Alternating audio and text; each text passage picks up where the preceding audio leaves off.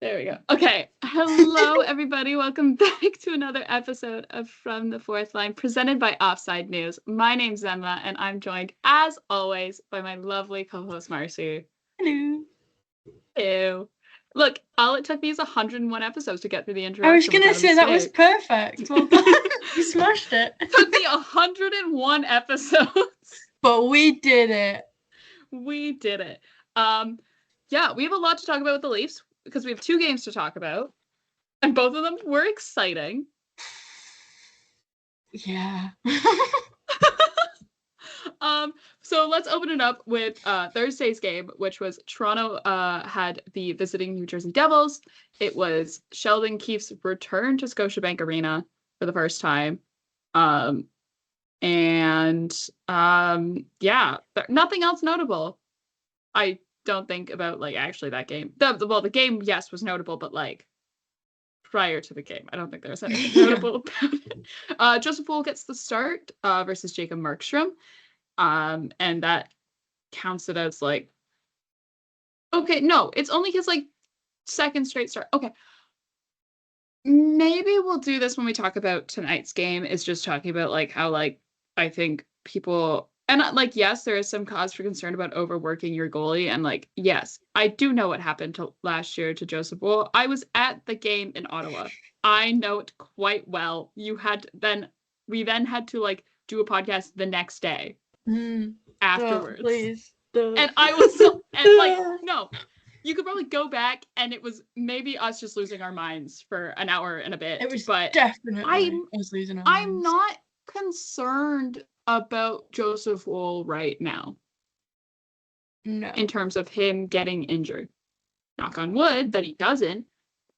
But I'm not I'm not concerned in the way that people talk about him getting hurt by overworking him, because he's starting to the same degree that most starting goaltenders in the NHL are.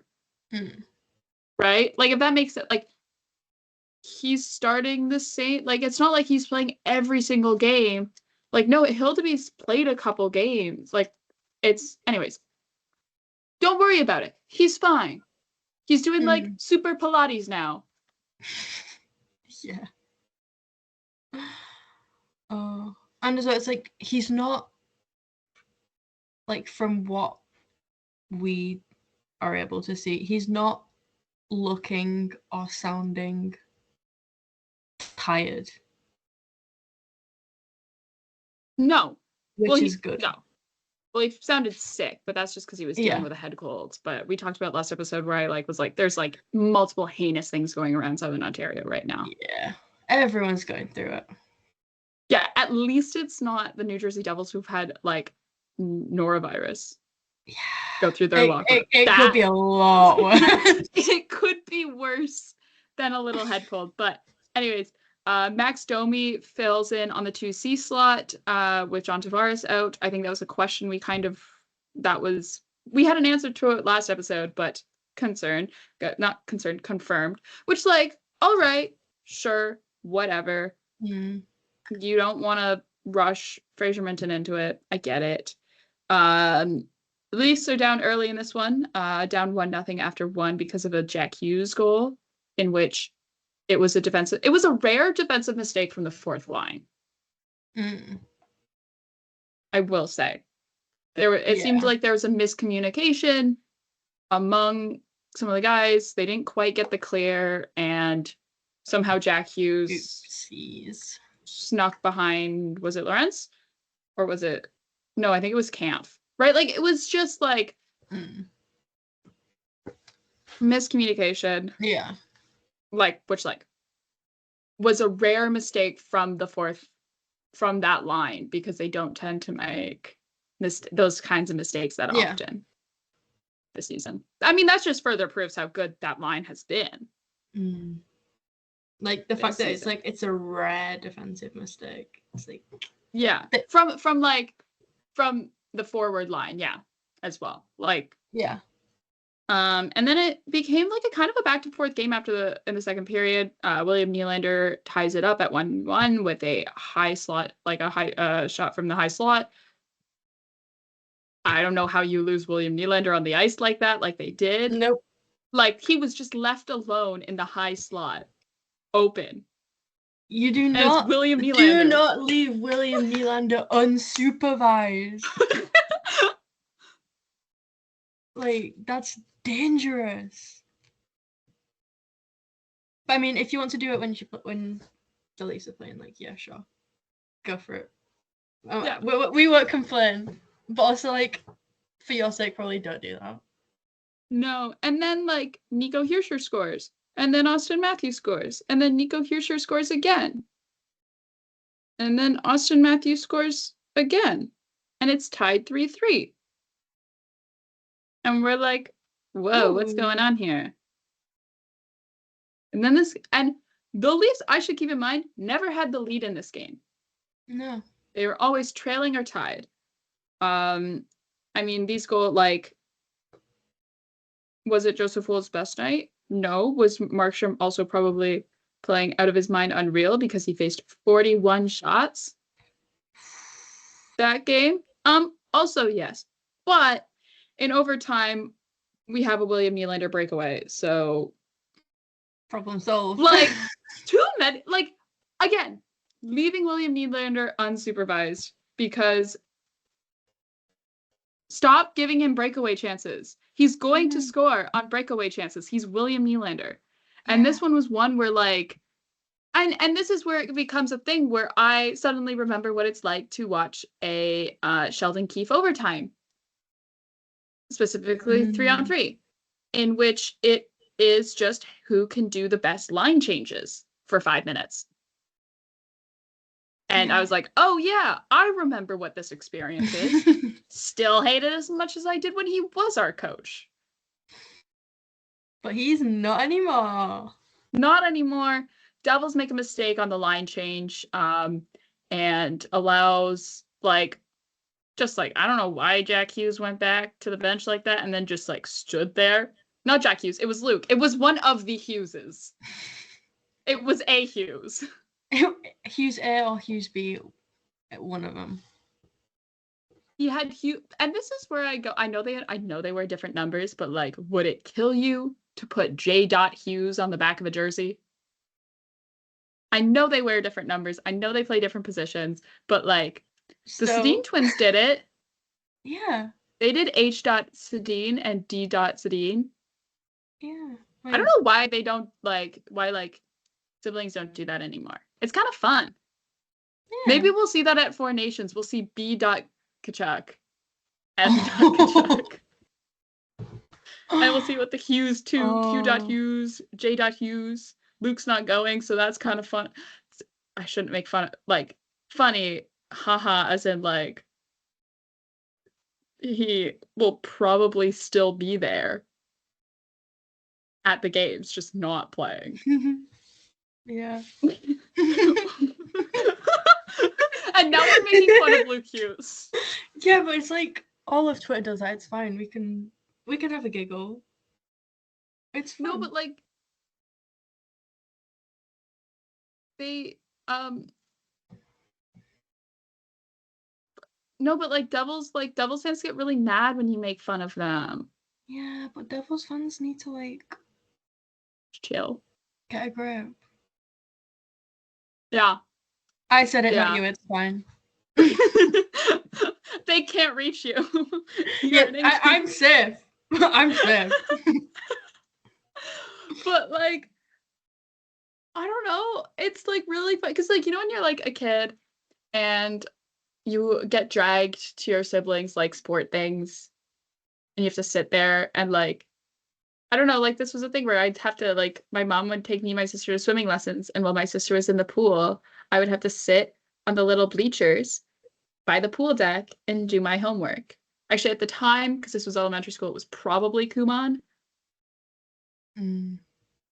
Do you have Kumon in the UK? Do you know what Kumon is? Oh my god. I know what Kumon is.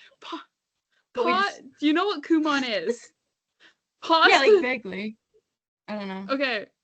It was the worst experience of my entire life. If you I've gathered from the internet. If you've talked to anyone who's ever done Kumon, they speak of it like they've been sent off to war. It's like oh god. it's like they have reading and like writing and stuff too, but like most kids did the math part because it was like, and it was for kids who like me couldn't do their times tables. I was like 8 and couldn't do my times tables, and I wasn't great at math. Never have been, but like my mental math is really good because of Kumon. So like I can't like totally hate it, but also I hated it because you would get these little tiny booklets on that little, like, you know, that like cheap stupid dumb paper that like you press too hard with a pencil and it tears, and you can't really use mechanical pencils on it because it would tear. Yep. Yeah, it just drags. Yeah. So you would and there were these little booklets, and they were just filled with like simple math questions. Like not even like word problems or anything. Literally it would just be like, okay, so what's 2-digit, like do like 2-digit by 2-digit addition, or like multiplication tables, or like subtraction or long division and stuff like that. And you would have like a certain number of pages that you would have to do, like these little booklets would be a certain number of pages, and you would have to do them every single day. And once a week, you would go into the Kumon office and you would do a booklet there in front of them and pick up your new booklets for the week. So like even when I was on vacation as a child, we would have to set time aside to not just do our homework that we got from school each day, but also to do our Kumon booklets. Oh my god. That's wild. And it was the worst experience of my entire life. And my parents will be like, but you can do math now. And I'm like, well, yes. But also like, I still never loved math after that. I just like can rattle off my multiplication too. Yeah. Like look at the stupid blue bag. It was like this light sky blue, like, yeah.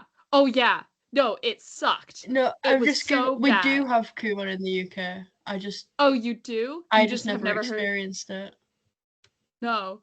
But like I think probably even if you looked up like Kumon math booklets, you can see exactly the types of questions that I would have to like do. Okay, it wasn't like this simple, like 1 + 1 is, but it's like it literally would just be like pages of that like 3-digit addition. Yeah. Oh. Yeah. That just drained me. And you'd have to do it every single day, no matter what. Even if you were on vacation, even if you were going to a funeral, like literally no matter what, like not the funeral maps. Yeah. Oh yeah. Anyways, Luke Hughes Kumon kid, probably. I don't know if the Hughes brothers did Kumon. I would love to know if they did Kumon.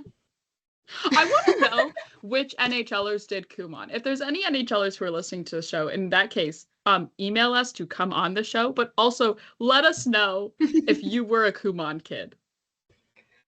Oh. Did you do Kumon as a child? I want to know, because I feel like there are some NHLers that give off like Kumon kid energy. And I want to make sure I'm right. Anyways, back to the New Jersey Devils game.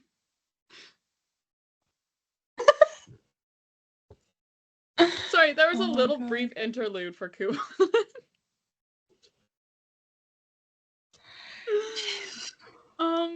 Yeah, William Nylander breakaway to win. Gorgeous, gorgeous, gorgeous, gorgeous. Beautiful. Yeah. Mitch Marner in this game also on I think he had an assist on one of the Austin Matthews. Like he had an assist somewhere in this game at some point, allowing him to reach 700 career points, making him the fastest Leaf to ever do it. I'm sure like it was when he reached his last career milestone and was like, oh, he's the fastest Leaf to hit this milestone that he hit last year. I'm sure he will be very quickly beat by Austin Matthews in this record, which I'm not complaining about, and I'm sure he's not complaining about either. No. All I'm saying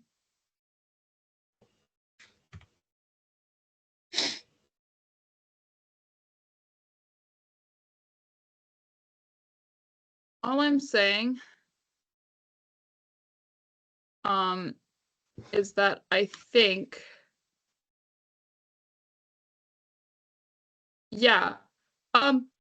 everyone above Mitch Marner on this list has their jersey retired.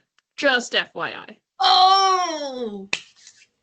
Oh, wow. Just FYI, the people above, because he's now 6, like he has been for a while, but he's 6 all-time in points. He's 10 away from passing George Armstrong on the Leafs all-time franchise list for this number. Yeah.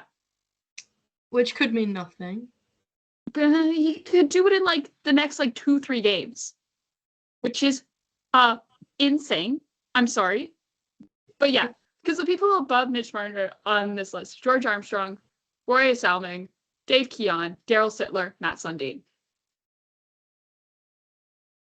4 of those guys have worn the C for the Toronto Maple Leafs. One of them is Borje Salming, the other one is Borje Salming, who just like was playing for the Leafs at the same time as like Daryl Sittler.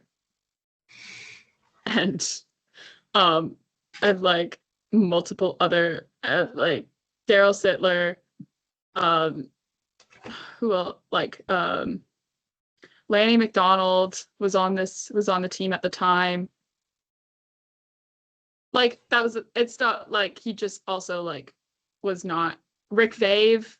Like there were other, like it's not like Borje Salming probably wasn't, I mean, there's other probably reasons why he wasn't going to get the C, but yeah. That's crazy. Yeah. Mitch Marner, am I right? Mitch Marner. Oh god. He's just not real. All I'm saying is like you could retire his jersey. You want to retire his jersey so bad. Oh. Mitch Marner, I love you.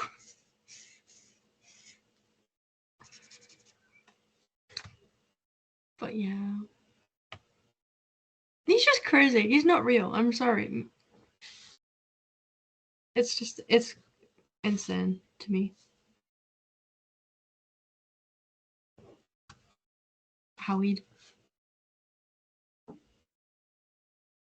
I just love watching Mitch Marner. I love Mitch Marner. Yeah. I don't even have words. It's just fun to watch. Yeah. Also, as well, with this game, with this win, the Leafs have beat the New Jersey Devils this season with 3 different goalies.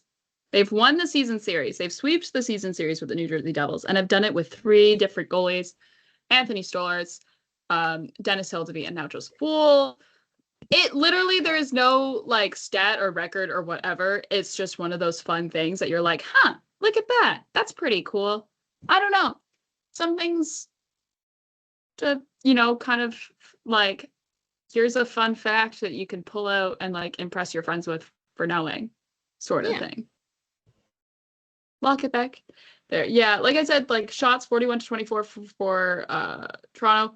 And like, yes, they scored almost double the amount of shots. Like they not scored, but like had almost double the amount of shots on net as the New Jersey Devils. There was still like a couple defensive mistakes still. We're fixing those. It'll take time. But and I say this with a ... at the end of the sentence, because this game against Dallas and the game against, going all the way back to the game against Philadelphia, I think, or like the last like 3 games, because like, but like the game against Vancouver doesn't count because no one scored in that one. Is that the only Leafs to score has been Austin Matthews and William Nylander. So I just said missing some goal scoring depth just from like the rest of the forward group. ... though. That sentence is incomplete because now we get to talk about Toronto and Montreal. Oh boy. baby. I think I like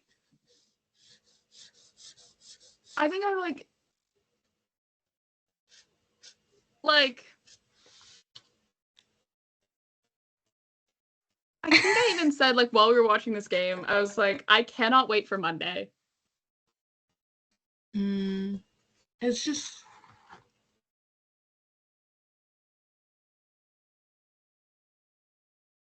it was just such a good game. Like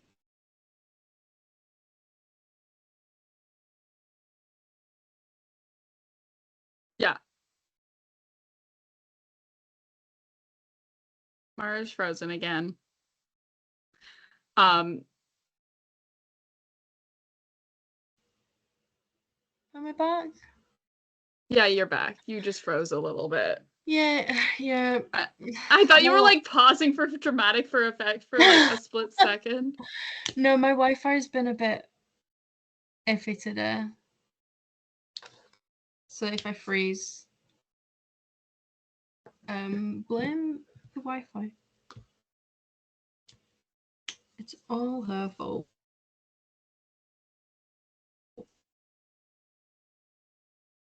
Yeah. But Joseph Wool again takes a start against Montembeault. Still no Fraser Mint in the lineup. Connor Dewar comes out of the lineup for Ryan Reeves, and which so many opinions. I have so many opinions. I just why? Literally why?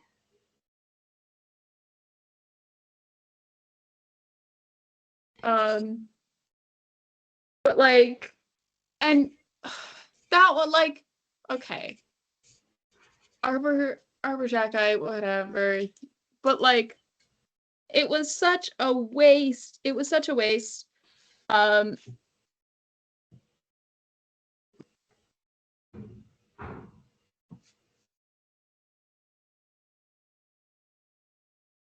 was like a wait because you could have had Connor Dewar in there, who's been playing pretty well recently, and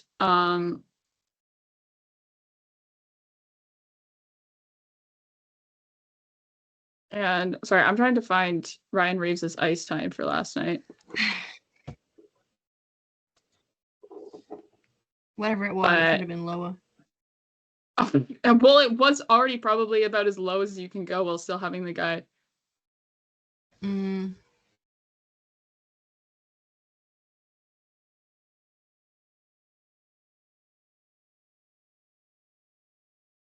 But I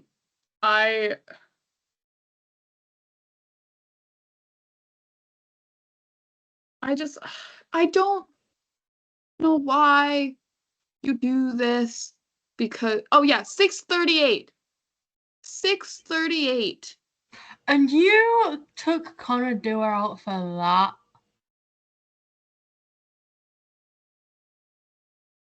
Like,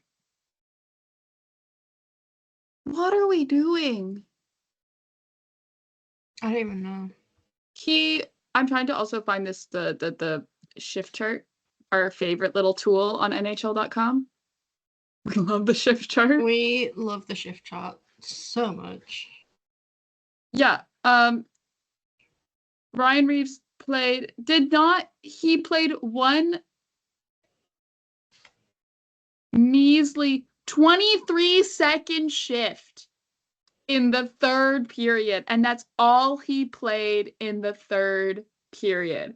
And they were still putting out like guys who were on his line, like Lorenz and David Kampf afterwards, with like Nick Robertson and like it was like Nick Robertson and like Max.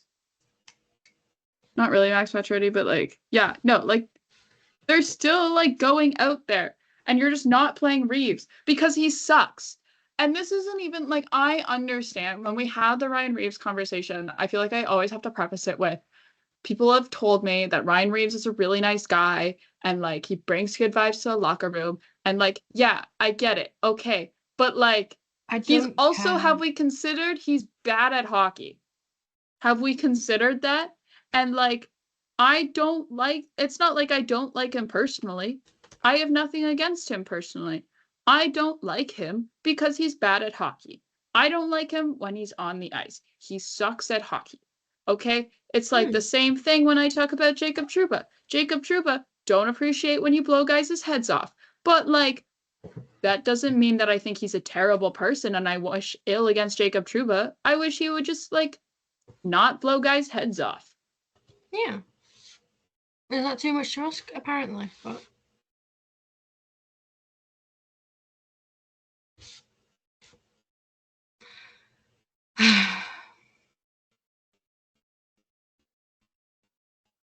yeah, I think I've made my feelings on Ryan Reeves well known, quite obvious.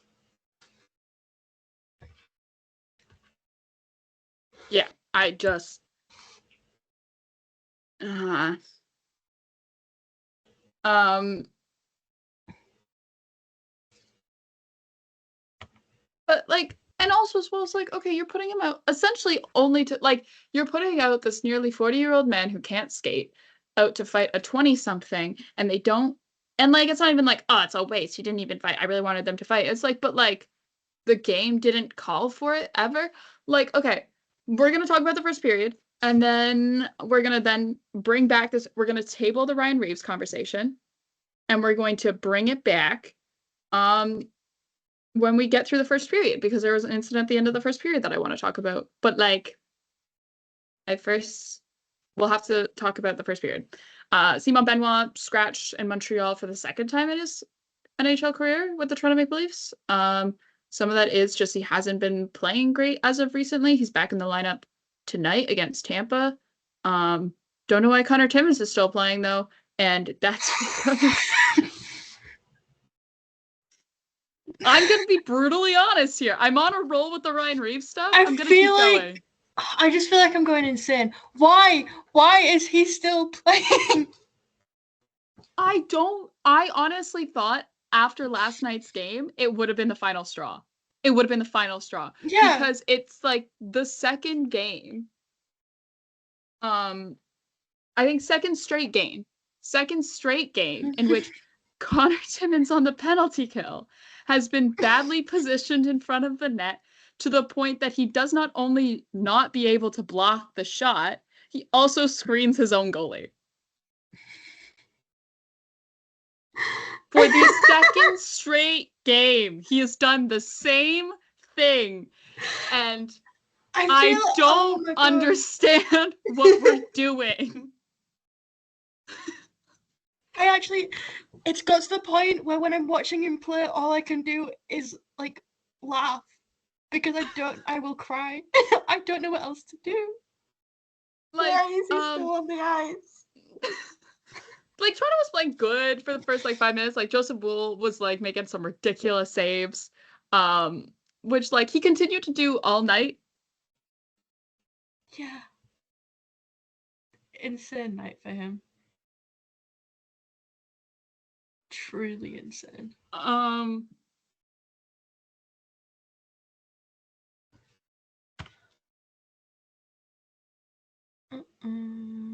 But yeah, so well, Montreal scores 5 minutes in, and like, okay, Yeah. whatever. And then 9 seconds on the power play. And this is where I say, what are we doing with why is Connor Timmins on the penalty kill? Who put him there? Why are we doing that? Why? Why are we putting Connor Timmins on the penalty kill? Because Connor Timmins does not like, also as well, Patrick Laine, power play merchant. This guy, I think he scored 1 goal 5-on-5 with the Montreal Canadiens season. Like, he has become Alex Ovechkin. But only on the power play. He just like stands there, and Connor Timmins is like directly in front of him, but like not in the right spot. because Connor Timmins screens Joseph Wool, and they were showing the replay. The replay of this goal in which it's Chris and Craig walking through this goal and going, yeah, Connor Timmins screens his own guy. Did you watch that? Oh yeah. And they were like, and you can see Joseph Wool can't see around Connor Timmins and has to move to the other side, which causes him to miss the shot from Patrick Laine, and thus the goal goes in. And I'm sitting here like, if Connor Timmins is going to stand there, why is he missing the block shot? Like, why is he not blocking? Like, what are we doing? He's just screening his own goalie.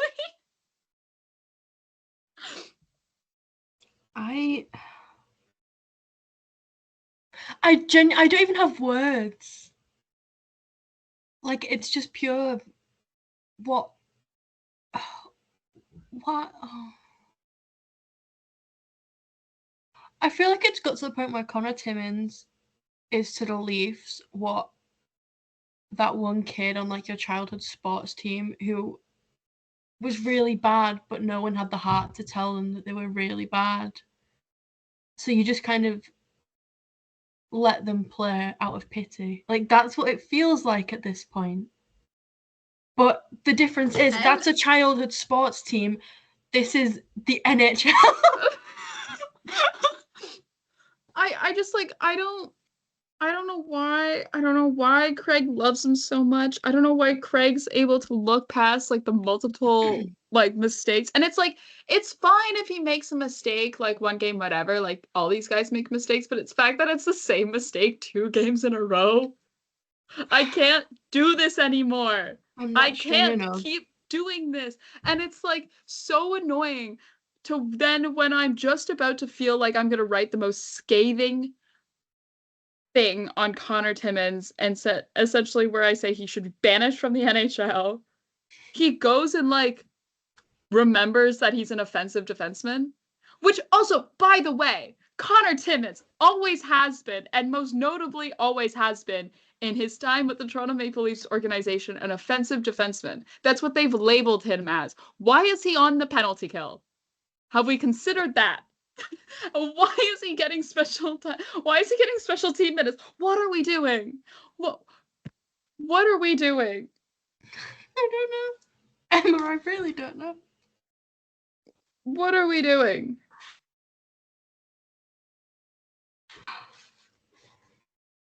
I just feel like I'm going insane. Like, what do they see that we don't?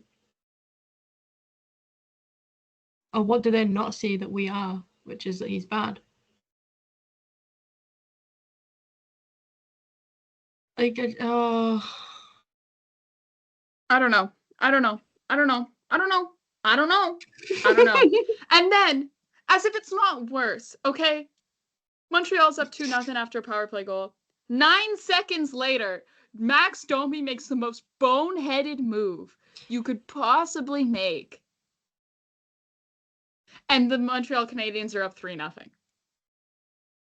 I know it's a high expectation of me to expect Max Domi to play defense. I know, but like, have we considered that he does it? Yeah.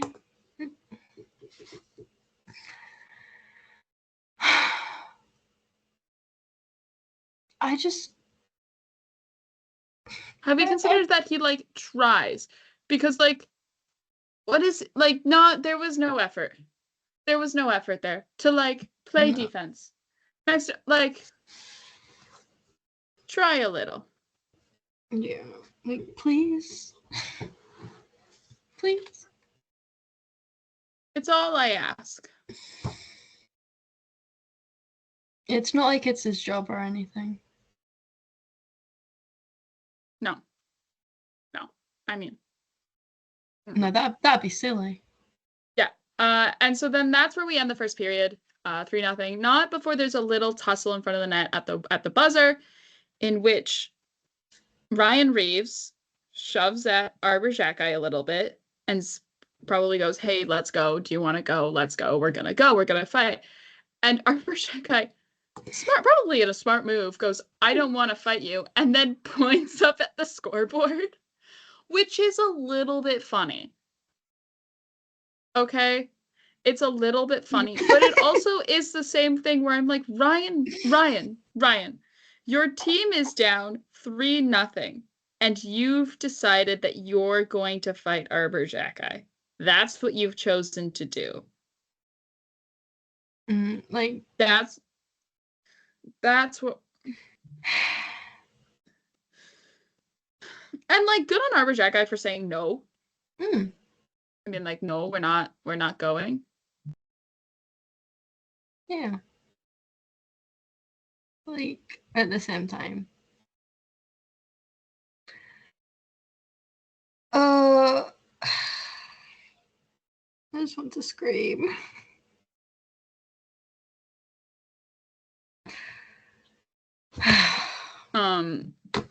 But yeah, yeah, that's what I've got on that one.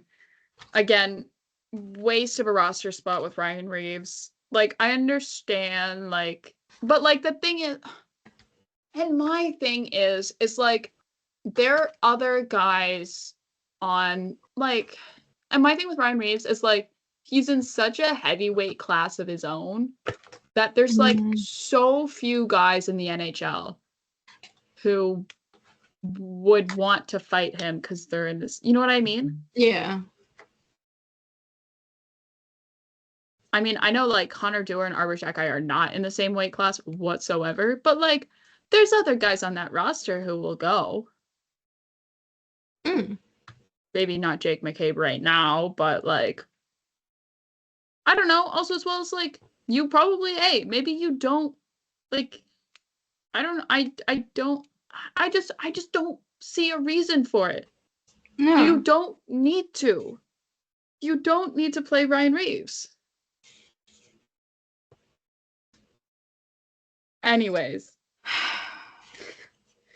It's just because like of how little ice time he has. And anyways, then, and like, this is like, okay, yes I know it's 3-0 after the first. Leafs are down by 3, but that makes their comeback and their win even. What makes it like even crazier is that like Bobby McMann doesn't score until halfway through the second period. It's not even a full 40 minutes of hockey that the Leafs score 7 goals. Spoiler alert. It's 30 minutes. 30 minutes. Insane. Yeah, and Bobby McMann is the one who gets it rolling for the Leafs, with a very gorgeous goal, a very Bobby McMann goal, right? Where he brings it down the right side, and just like, yeah, essentially he gets the zone entry because he's a power, like, because he does his job as a power forward, and it's a 2-on-1 rush. He has William Nylander right there with him, but he doesn't pass to William Nylander, and he takes a shot, and it's great. And the best part about it all is that even though it's unassisted, there is still an assist in the way. Oh, yeah. An assist in the form of Matthew Knies, as Bobby McMann earlier in the shift had dropped his stick and grabbed one off the bench, and the one that he grabbed was Matthew Knies' stick. And this is just really funny because Bobby McMann was asked about it, and he was like, yeah, I figured Knies was the most similar to my own, because they do play, like, they're both power forwards. They probably have very similar sticks. And he's like, yeah, but Knies' is a little bit shorter than mine, so I had to like bend over on it a little bit more. And then notably enough, Bobby McMann uses black tape on his stick. Matthew Knies uses white tape. And I guess Bobby McMann was like, all the guys were going, okay, so are you going to switch to white tape now? Are you going to switch to white tape? And he's like, I don't think I'll switch to white tape still. And it's just like, it's one of those ones where I'm like, oh, this is great. I love this. Things we love to see. I love a good stick assist off the bench. I know Mitch Marner had a really great one a couple seasons ago, where it was Bobby Hastings handing him like just an extra, like another Mitch Marner stick.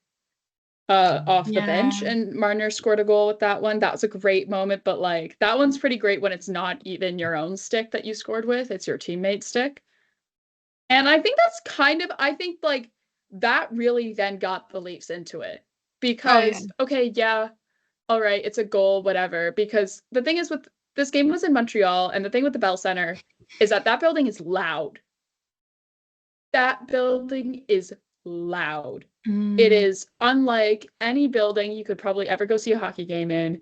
It's special. People reference it and compare it to like a church for a reason. It's just a really special environment that like my thing to any hockey fan is like if you have the chance to go see a game in the Bell Center, do it. Like you got to do it once. It's so cool. It's like one of my favorite experiences. And I'm a Leafs fan, but like I love going to a game at the Bell Center because Mm. it's just that cool. It's that special. That building is always that loud and like that rocking and everything. And like suddenly the Leafs have kind of taken the building out of it a little bit because now, oh, Leafs are in two. And in like today's NHL, a 2-goal lead is very little. Mm. Like that doesn't take much, No. and it's gone. Um, Especially because earlier in the day, Boston had a 2-goal lead over Ottawa and ended up losing the game in a shootout. Um, but yeah, not like, but and I think that goal because of like this nice stick off the bench, all the guys are like, "Oh, that's so fun." Um, like I think that probably got the team more back into the game than a Ryan Reeves fighting Arbor Xhekaj fight would have. Oh yeah, absolutely.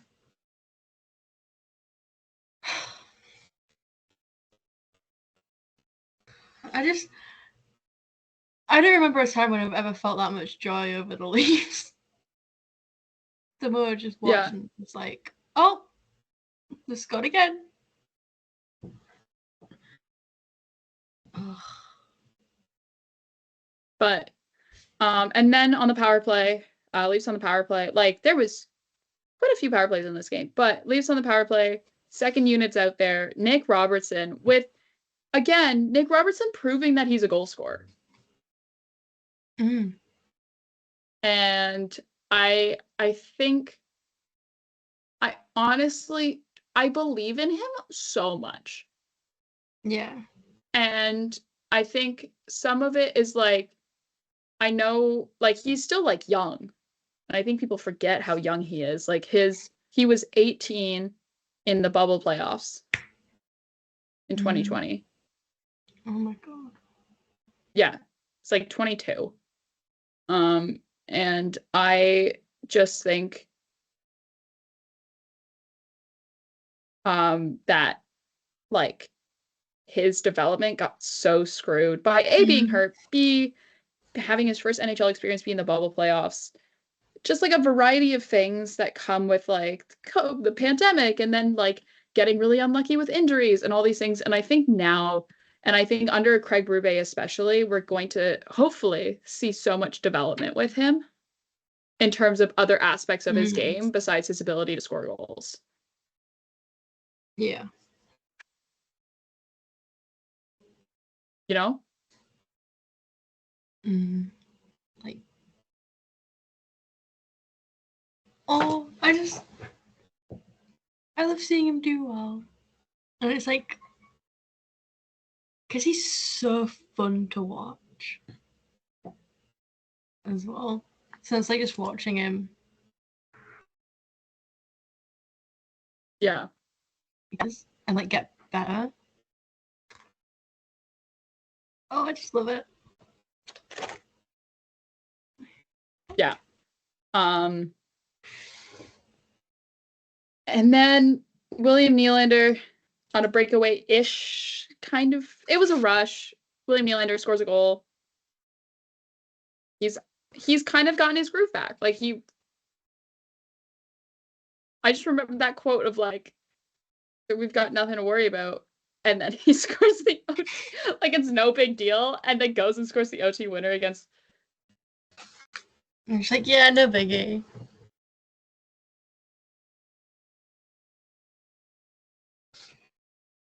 Oh, William. What are we gonna do with him?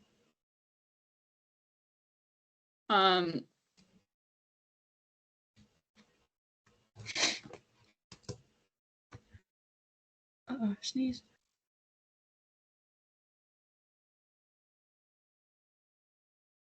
But yeah, and then next on this like ever going carousel of Leaf scoring, Oliver Ekman-Larsson, who on the power play, like I said, this second power play unit has been clicking, and I'm excited. Yeah. So excited.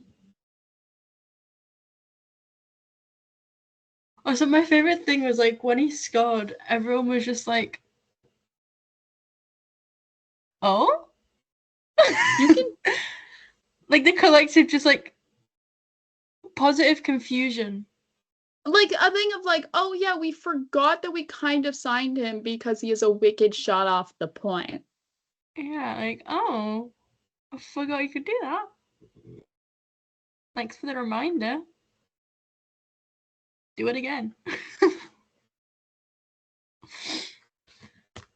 Oh.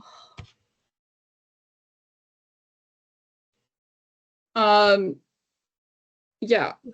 Also, like, yeah, Ekman-Larsson has like he had a 3-point night and played really strong defensively. Like he had a really good game. Maybe one of the best we've seen from him this season in terms of like playing both ends of the ice really well. He ended up getting the belt for this game. Also, I should keep in mind through this entire point, Joseph Woll is standing on his head. like,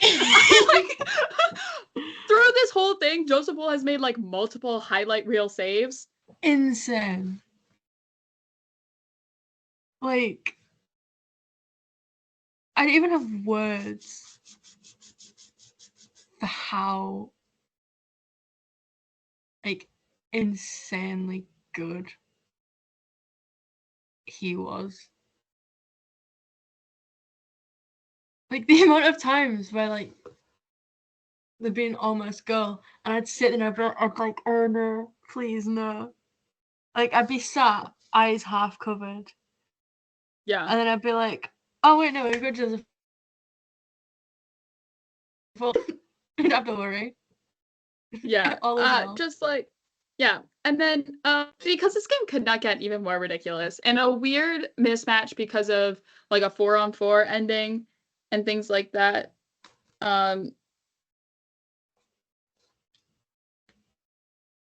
Austin Matthews with a shorthanded goal. Sure. Because yeah, sure. It's his first shorthanded goal of his NHL career, which I think is crazy. When you think about how many goals Austin Matthews what has do you scored. mean? What do you mean? And this is his and okay, all right. And then people were like, well, like he's only started playing on the PK last year. All right, fair. But like you mean there's never been like a 4-on-4 ending or like something like that where like there's just been like a situation exactly like this where a 4-on-4 was ending and so the team just happened to be shorthanded before they could get the switch off and he's like never has scored one shorthanded like ever like ever it was like last year where we were getting to like goal 50 and none of his goals were empty netters, right? Like we were like goal like 51 or 52 of the season for him last year and he scored his first empty netter of the season. Like it's like that sort of ridiculous. But like what is going that's on? a little bit is anyways, congratulations for Austin Matthews. Maybe I honestly think it would have been really funny if they taped the puck up for him. And we're like, here you go, Austin, your first shorthanded goal of your career. Oh my god, that would be brilliant. It'd be hilarious. Oh my god. But yeah, and then like Steven Lorentz scores because everyone's scoring in this game. Steven Lorentz gets Stevie scores, and I do think it's really special. It was Hockey Day in Canada on Saturday, which essentially for those who are like not Canadian it is just a day that like Sportsnet does where they take a Saturday out of the season and they go to somewhere in Canada and they do a whole thing and they make it a whole, I think it's like the broadcast started at 1 and it went, they were like on site this year. It was Canmore. They were on site in Canmore. Like essentially they did the full show and even like Hockey Night in Canada and everything in Canmore. Like the panel was in Canmore and everything. And so like they did it from like 1 p.m. to like the end of the 10 o'clock game. So it's like nearly a 12-hour broadcast that That's they do wild. because the first game didn't start till 3 and they do this whole pre-show and they have all these special segments and everything. And it's a really cool thing. It also is like a way for Sportsnet to market hockey to Canadians to be like, oh, to really, align with your Canadian identity, watch our like 12-hour hockey broadcast, blah, blah, blah, blah, blah. Anyways, Hockey Day in Canada, it's really cool because it does also as well give back to the communities that they visit and all those things. But Steven Lorentz on Hockey Day in Canada grew up a fan of the Toronto Maple Leafs, is playing for the Toronto Maple Leafs, scores a goal against the Montreal Canadiens in Montreal. And I just think that is narratively beautiful. Incredible. Like, but yeah. I just couldn't stop grinning. Like, the amount of today's podcast that I have spent just smiling is insane. Just yeah. Love that. Good for him. And he like his celly to that goal was also like just really great. He's great. I love Steven Lorentz. And like, yeah. What is really crazy though is that he took a penalty in this game and I had not realized that it was his first penalty of the season. Yeah, that I was sad. It was like his first penalty in like 62 games or something where I was like, no way. Which further proves to like how good he is at his job because he's a really great fourth liner who also like doesn't take penalties. That's like a really valuable option because he does play on the penalty kill and he's not making things worth by taking penalties, or he does play shorthanded. Like he's put in these scenarios where he's relied upon to be defensive and he's like not taking penalties very often, which is great. I love that. And then yeah, David Kampf to finish it off, shorthanded goal and into the empty net. Finish it off 7-3 for the Leafs to score 7 unanswered. I don't like unanswered, but it's 7 consecutive goals by the Montreal Canadiens. Not by the Montreal Canadiens, but like against the Montreal Canadiens, I should say. Also as well, 7 unique goal scorers for this game for Toronto. The last time they did that was their 7-0 win over Pittsburgh last season, and I knew that off the top of my head. That I think everyone remembers that game though.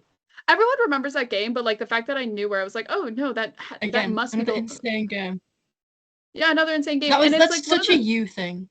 Well, it's the thing is I handwrite all of my, and I think it's one of those things is like the reason I think I knew that so quickly is because I handwrite all of my notes for the podcast, which means every Leafs game that we've ever talked about on the show is handwritten out, like I've taken notes on and is handwritten out, and I'm sure I could probably go back to that game and look at the notes from that game. Yeah. Yeah. Oh yeah, Noah Gregor scored this game. Oh, Noah Gregor. It was, yeah, also as well, it was Bobby McMahon's first NHL goal. That game. Oh my god. Matthew Nyes got a Gordie Howe hat trick. Yes! It was that game. It also was the one where like the lines were really wacky because Matthews and TJ Brody were out. Yeah. I'm going through the notes from that game that I have in this notebook. Oh my god. Yeah. Jesus. Oh yeah, and then because it got to the point where like Sheldon Keefe was just sending out whoever on the Leafs power play to the point that like David Kampf and Noah Gregor were on it. Do you remember that? Yeah. That anyway. Oh my god. But like because I handwrite everything out, and like when you handwrite out notes and things and compared to like typing them out, you are more prone to remembering them. And then also as well is because on the podcast we talk about every Leafs game, I'm doing like the double memory thing where I'm talking about something and I'm explaining it back to our listeners and also handwriting Mm. everything out. So like it's like I study for like it's like I'm studying for a test on the Toronto Maple Leafs in Yeah. which I will never get asked. Like I will never take this test. But I find I've been like I'm really good at retaining information because we do the podcast more. And it's kind of one of the joys about the podcast is like I find that I'm like you know what I mean? Like I feel like I'm Yeah. so much more knowledgeable about the team, which is, comes with it, but also it's just makes watching games more fun and things like that. Yeah. Some other stats from this game. The first 7+ goal game for the Toronto Maple Leafs versus the Montreal Canadiens since 1941, and 42. That was the season that the Leafs won the Leafs won the Stanley Cup in the reverse sweep against the Detroit Red Wings. Sil Alps was the captain that year. Turk Baroda was in net. There was a guy on the Leafs roster that season named Bingo Campman. Campman spelled with a K. Incredible. I think that's one of the greatest hockey names of all time. Bingo Campman. That is insane. I love it. It also is the first time the Leafs have come back from a 3-0 deficit against the Montreal Canadiens.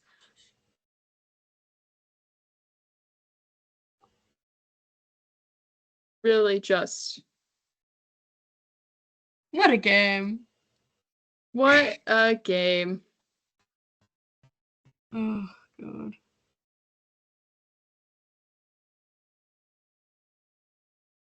No, it truly was something else. But yeah, just all the things. A lot of stuff going on there. Leafs win. That's great. It's really funny. My dad was watching this game. I called my mom yesterday, and my mom was telling me that my dad was watching the game and went to bed after the first period, stating the Montreal Canadiens have this one in the bag. Oh, oh, oh, did they For though? context, and I think I've talked about this before, my dad is a Montreal Canadiens fan. I've definitely mentioned it on the show before, but yeah. What a rough day to be a Habs fan, eh? Yeah, yeah. Which is a little funny that that's what he said, but yeah, just big up for.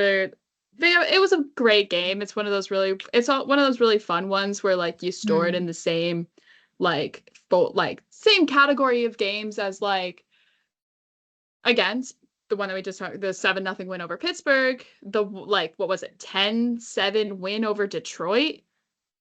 The game against the New Jersey Devils where like 3 goals got called back.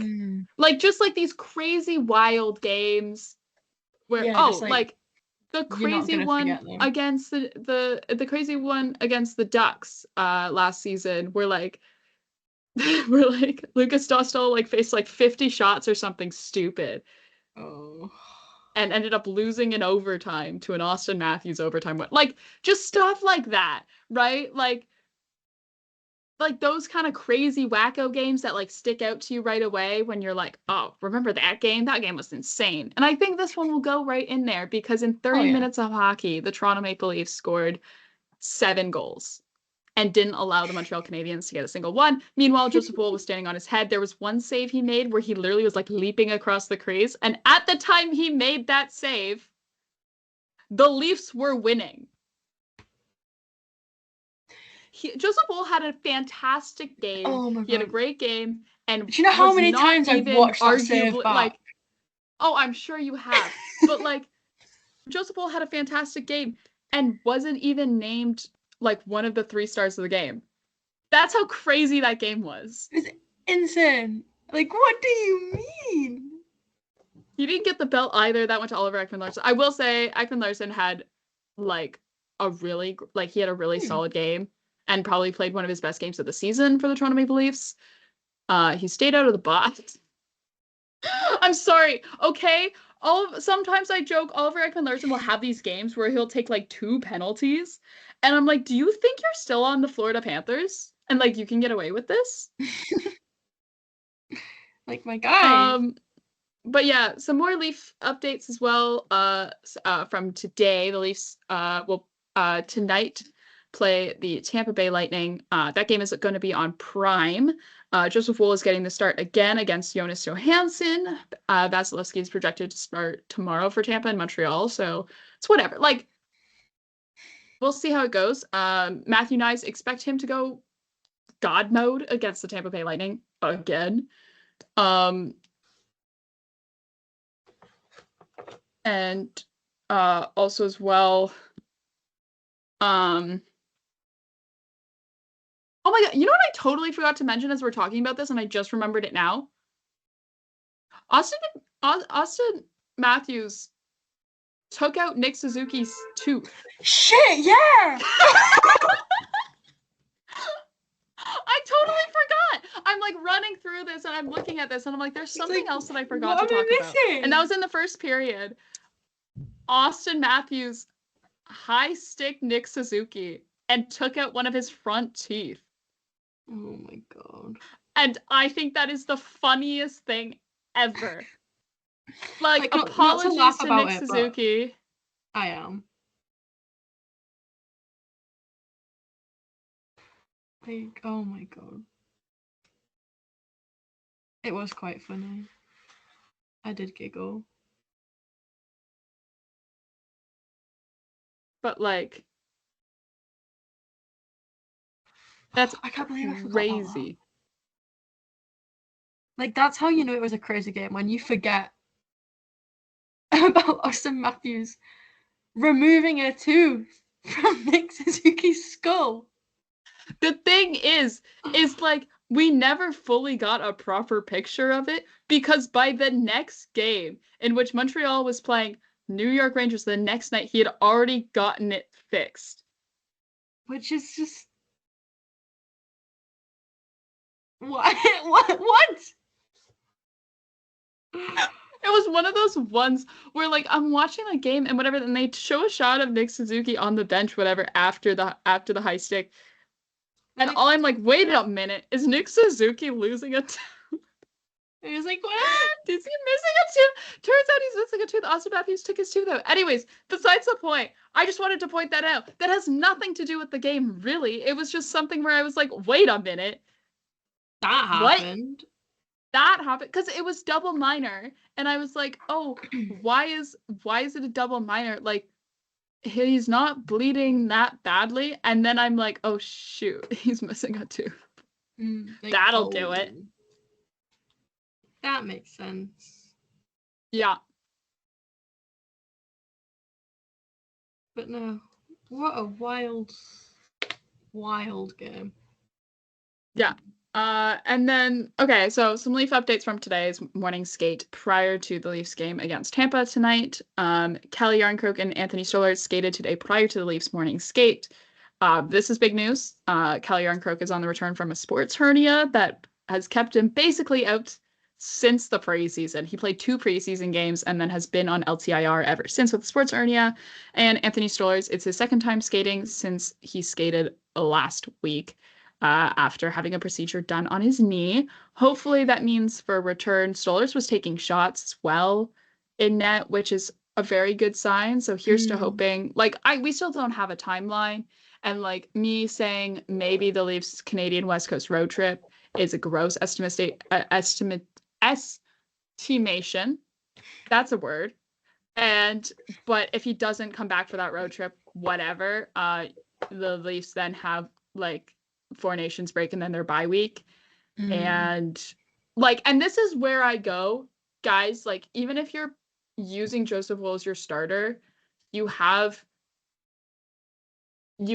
then like essentially 2 weeks off for 4 Nations and their bye week. And then you're most likely, Yeah. bar something going terribly wrong, going to get Anthony Stolarz back, in which then Joseph Wool will be rested, Mm.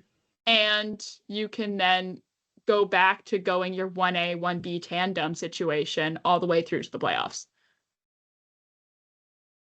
Which is like exactly what we need. Like, I don't know, and this is where I'm going to talk about a little bit about, like, I don't necessarily think Joseph Wool is actually like overworked. Like, okay, yes, it is kind of crazy that the Leafs starting goaltender is getting paid less than league minimum right now. That's a little bit wacko crazy.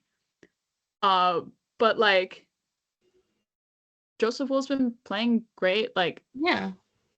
okay, maybe he's not as sharp as he was, but like that's like not like a crazy. That's not like crazy. Like he's not like absolutely terrible. He's still really good. Mm. And like I don't all I'm saying is that I don't think you need to panic about Joseph Wool like playing games. He's hit like with his start tonight, he's hit a career high for a Yeah. season in games played, which is like good for him. Also, as well, that career high for games played in a season is 24. Ow, it feels like he's played so much more than that. But like that's just what I mean. Where I'm like, okay, everyone is like, oh, remember the last time we overworked Joseph Wool? I don't necessarily think like the high ankle sprain was necessarily because he was being overworked. I think like that injury was just such terrible case of bad luck Mm. that like just the timing was because he like was while he was playing a lot of games. Like he missed the post and it was like a fluke accident thing. Like I don't think it wasn't like, oh, he's overworked and then his like knee explode. Like I'm trying to explain this. You know what I mean? Yeah. It makes sense. I get what you mean. Yeah. Yeah. Moving on, Fraser Minton tonight will slot in third line center with Max Pacioretty out. He took a puck to the head. Again, this is another thing that happened that I totally forgot about. He took a puck to the head during the game against Montreal, and I don't know if he's going to be out with a concussion. I mean, it hit him right in the ear, so he probably just has a killer headache, which is fair. Yeah. And yeah, 3C, Fraser Minton, cool. Max Domi is on his left wing with Nick Robertson on the right. And then on the second line, it'll be Pontus Holmberg centering Bobby McMahon and William Nylander.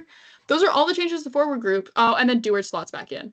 But then there was some jumbled D pairs today at morning skate that we should expect to see in tonight's game, in which Morgan Riley is skating, is paired with Jake McCabe. Oliver Ekman-Larsson with Chris Tanev, and then Simon Benoit slots back into the lineup with Connor Timmins. Yeah. And that's all the Leaf stuff we have to talk about. Yeah. Yeah. In terms of news to talk about around the league, we are not going to speak on whatever is going on with Vancouver Canucks, and apparently it's a whole lot because we are not a Vancouver Canucks podcast. And also, we can point you now towards a podcast that will talk about the Vancouver Canucks. And I've been really excited to talk about this. Our Offside News has launched a new podcast. It's called The Coast. It's hosted by Offsides writers Casey and Catherine, who are Catherine does a stats a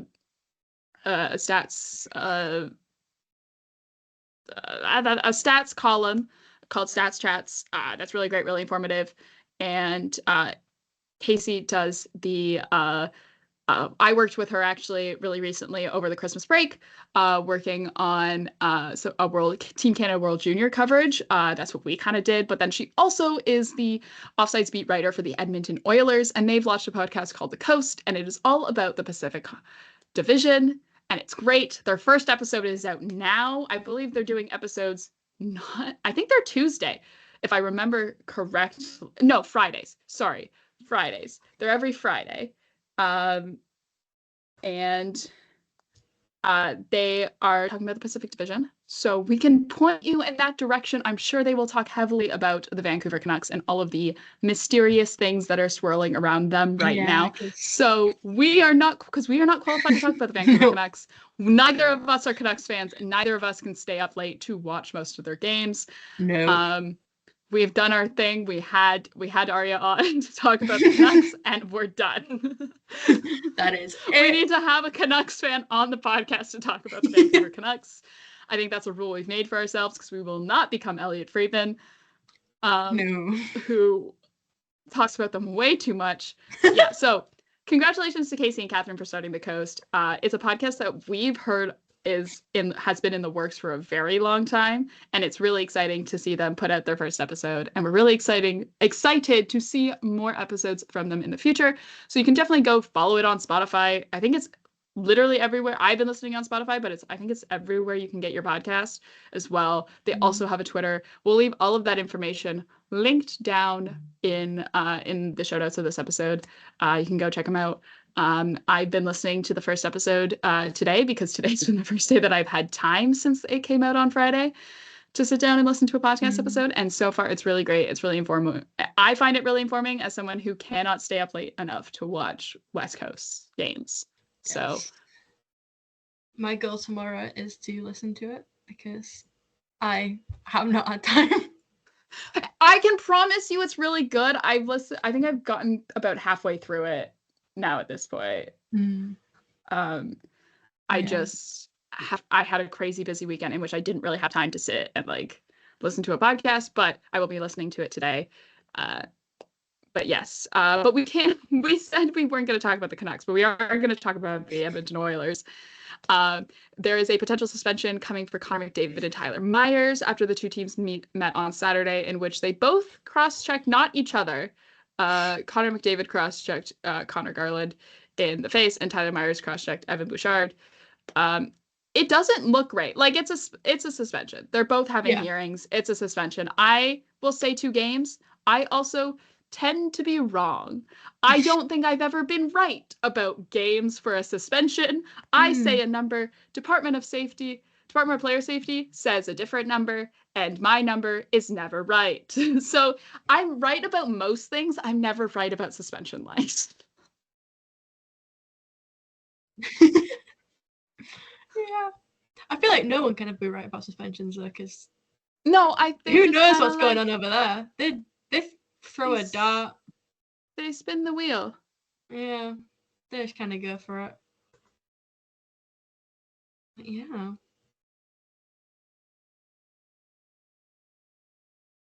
It's crazy. Yeah.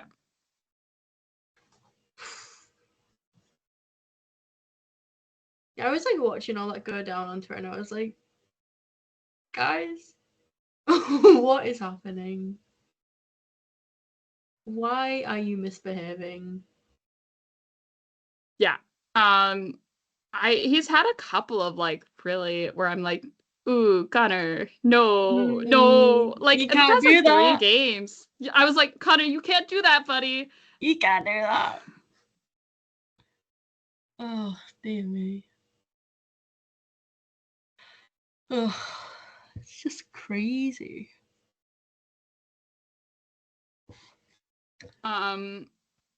But yeah, also as well involving the Edmonton Oilers. I know we talked about John Klingberg.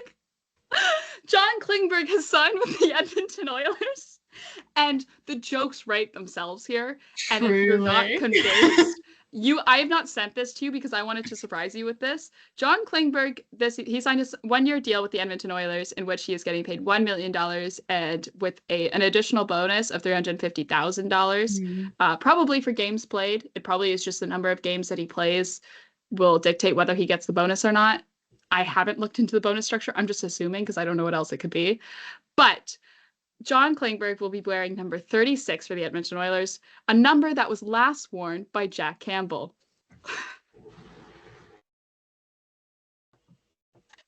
Notably, a former Toronto Maple Leaf. For those, because we don't have video for the show, I might just put this in actually on Twitter, this clip itself. Marcie, visibly sat back in her chair and now has her face in her hands. And I think maybe crying. I'm not joking, though. I'm not strong enough. I'm not strong enough for this. Oh. Nothing is real.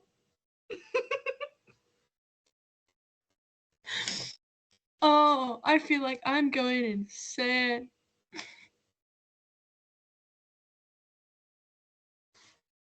Yeah. Right, who was out to get me? Who is out to get me? Who have I pissed off?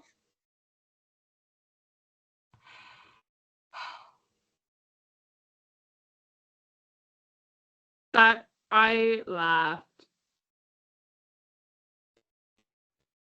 I'm gonna start spiraling.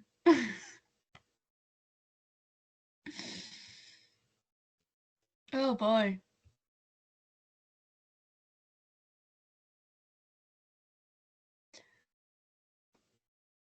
Yeah. Yeah.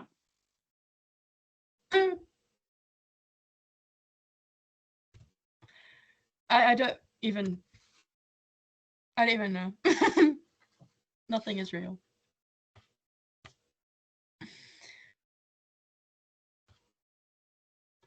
I hope you enjoy making me like I break deeply down. enjoyed that. I had been sitting on that information.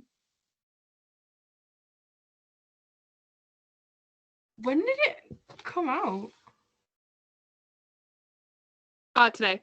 I was going to send you that tweet and I was like, no, I want your live Yeah. reaction to that information on the podcast. I hope my life reaction was worth it. I hope my pain, misery, the sacrifice of my mental health, the Yeah. loss of my sanity. I hope it was worth it. It was so worth it. We also found out more, like this weekend I randomly actually, I feel like we had never actually discussed the actual format for Four Nations, and I found out what it was, because I just didn't know, because I just assumed it was going to be like a regular like tournament, like, oh, bracket style. No, it's like worse.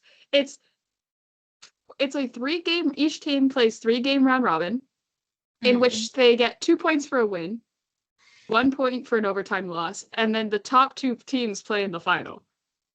That is the format of Four Nations, and I'm just saying, that's so dumb that you're in a 3. Like, I understand the NHL is running this, and so they maybe aren't going to go from like their usual point structure.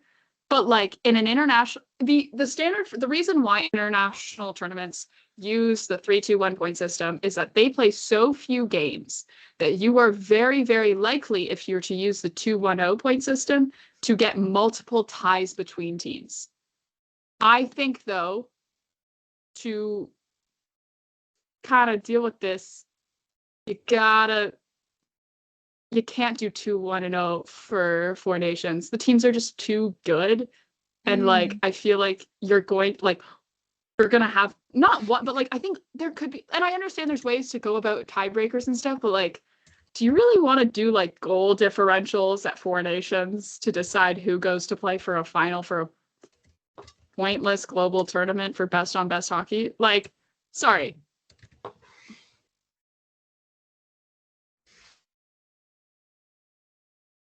That's my opinion. Yeah, I'm not judging, but I am. Oh no, It's exactly. like, go away. Like, go. Really? Damn.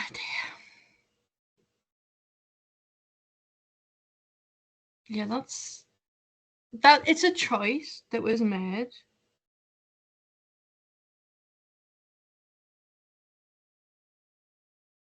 And yeah.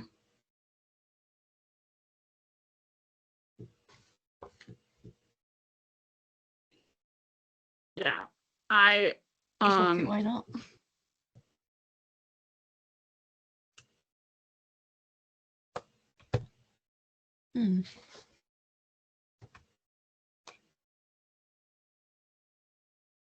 Yeah. Sure, whatever. Four Nations, sure. That, whatever. It was one of those ones where I was like, that's the format. I don't know why I thought it was something else. This also makes sense, but like the 2 1 point system, I don't get. Also as well, just finally one last little tidbit, I think of fun information. The NHL kind of has announced to players that they will no longer be required to pay escrow for this season, which you are looking at me like you do not know what escrow is. As someone who's read the CBA for fun, let me explain to you what escrow is. Yay!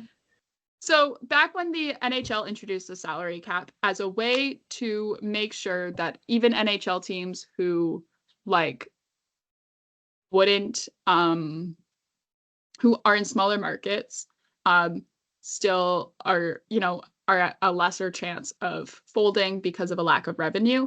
The NHL comprised of a system in which to guarantee that the players and the owners get a 50% share of league revenue, that there will be something called escrow, where a certain percentage, depending on league revenue every year, will be taken from players' salaries. This percentage is just, it's a different number every year. I think right now it's around like prior to them getting rid of escrow completely, I think it was always hovering in around 6% for a little while. But now, so what it means that NHL players no longer are required to pay escrow, it just means that like the revenue that the league is making is high enough that owners and players are like the teams are making, like the league is making enough money essentially that like the players are making more. It essentially just means the league is doing really well and the revenue is really high. Oh, to explain the math, they don't need to take money from the players in order to make sure that the owners are also making 50% of league revenue. Okay. So the math is even if you like think about it as in terms of like a scale. The scale for a while was tilted a little bit in the players' favor in terms of the money that they were taking home. And now because the league is doing pretty well, I guess revenue-wise, and people are going to games and people are whatever doing all these things and paying money to the NHL, the scales have gone back so that they are even because more money is going into the owners' pockets. Essentially, end of the day, it's a really good thing. It just means also as well the salary cap is probably going to go up a considerable amount. It means that the NHL is doing well. So overall, a good thing. Players often sometimes complained about having to pay escrow because it's like you're taking money away from them for something that's kind of out of their control. They can't dictate how much money the league makes. They can just do their job. Anyways, essentially, it's a thing that like Brad Marchand like used to chirp a Canes fan on Twitter once. But yeah. Sure. With that being said, now that they're not playing escrow anymore, that's cool. Yeah. Yeah. With that being said, I think that's all we have for today. Leafs play today against the Tampa Bay Lightning. They also then play on Wednesday against some. It's really bad. I actually don't know who it is. Is it Minnesota? It's Minnesota against the Minnesota Wild, I believe. If it's not Minnesota, that's about to be really embarrassing. No, it's Columbus. We play Columbus on Wednesday. So on Thursday, we will be back with another episode to discuss tonight's game and also discuss Wednesday's game against Columbus, I guess. And with that being said, thank you guys so much for listening. You can find the show wherever you get your podcasts and also on Twitter at From the Fourth Line. That's fourth with the number 4 TH. We are presented by Offside News, which is an independent hockey news website. You can find them on all social platforms at Offside News Co. Or you can read a whole bunch of articles. I think I have a Sens recap going up, I think tomorrow afternoon. It's going up before their game tomorrow against the Rangers. And you can find those and other brilliant articles over at offsidenewsco.com. Or if you really miss the two of us between episodes, you can also find us over on Twitter at 60 Leafs for Marcie, at PRB1 for myself. Thank you guys so much for listening. We'll see you back on Thursday with another episode. In the meantime, go Leafs, go. Go Leafs, go.